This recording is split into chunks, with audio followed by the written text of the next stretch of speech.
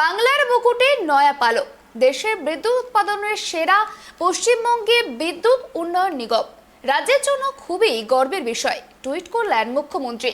দেশের যতগুলি বিদ্যুৎ উৎপাদনকারী সংস্থা রয়েছে তার মধ্যে সেরা তকমা পেল West Bengal power development corporation limited. কেন্দ্রীয় বিদ্যুৎ মন্ত্রকের তরফে প্রতি বছরই এই তালিকা প্রকাশ করা হয়ে থাকে। এবার সেই তালিকায় সেরা শিরোপা পেল এ রাজ্য। আবারও কেন্দ্রের থেকে সেরা স্বীকৃতি পেল রাজ্য। West Bengal power development corporation লিমিটেডকে 2022-23 অর্থবর্ষে দেশের বিদ্যুৎ উৎপাদনকারী সংস্থাগুলির মধ্যে বেস্ট পারফর্মিং সংস্থার স্বীকৃতি দেওয়া হয়েছে। কেন্দ্রীয় বিদ্যুৎ মন্ত্রকের অধীনস্থ সেন্ট্রাল ইলেকট্রিসিটি অথরিটি থেকে এই স্বীকৃতি দেওয়া হয়েছে। দেশে যতগুলি বিদ্যুৎ উৎপাদনকারী সংস্থা রয়েছে তার মধ্যে সেরা তকমা পেল West Bengal power development corporation limited. কেন্দ্রীয় বিদ্যুৎ মন্ত্রকের তরফে প্রতি বছরই এই তালিকা প্রকাশ করা হয়ে থাকে। এবার সেই তালিকায় সেরা শিরোপা পেল এ রাজ্য।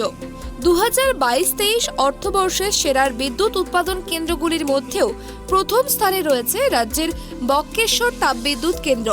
শুধু বক্রেশ্বরই নয়, সেরা বিদ্যুৎ উৎপাদন কেন্দ্রগুলির তালিকায় দ্বিতীয় ও পঞ্চম স্থানে রয়েছে বাংলা। দ্বিতীয় স্থানে রয়েছে সাঁওতালদিঘি তাপবিদ্যুৎ কেন্দ্র এবং পঞ্চম স্থানে রয়েছে সাগরদিঘি তাপবিদ্যুৎ কেন্দ্র। বাংলার এই স্বীকৃতিতে খুশি মুখ্যমন্ত্রী মমতা বন্দ্যোপাধ্যায়। টুইটারে বাংলার এই সেরা শিরোপার কথা উল্লেখ করে মুখ্যমন্ত্রী লিখেছেন, এটি রাজ্যের জন্য একটি বিরাট গর্বের বিষয়। West Bengal power development corporation লিমিটেডের পরেই দ্বিতীয় স্থানে রয়েছে ওড়িশার বিদ্যুৎ উৎপাদনকারী সংস্থা। তারপরে রয়েছে এনটিপিসি বা ডিভিসির মতো সংস্থাগুলি। বিভিন্ন বেসরকারি বিদ্যুৎ উৎপাদনকারী সংস্থাগুলির থেকেও অনেকটা এগিয়ে রাজ্যের বিদ্যুৎ উৎপাদনকারী সংস্থা। প্রসঙ্গত, WBPDCL গত 2 বছরে 31.85 বিলিয়ন ইউনিট বিদ্যুৎ উৎপাদন করেছে, যা প্রায় 35% বেশি। লাভও বেড়েছে সংস্থার, প্রায় 3 গুণ মুনাফা বেড়েছে। Bureau report, tribe TV.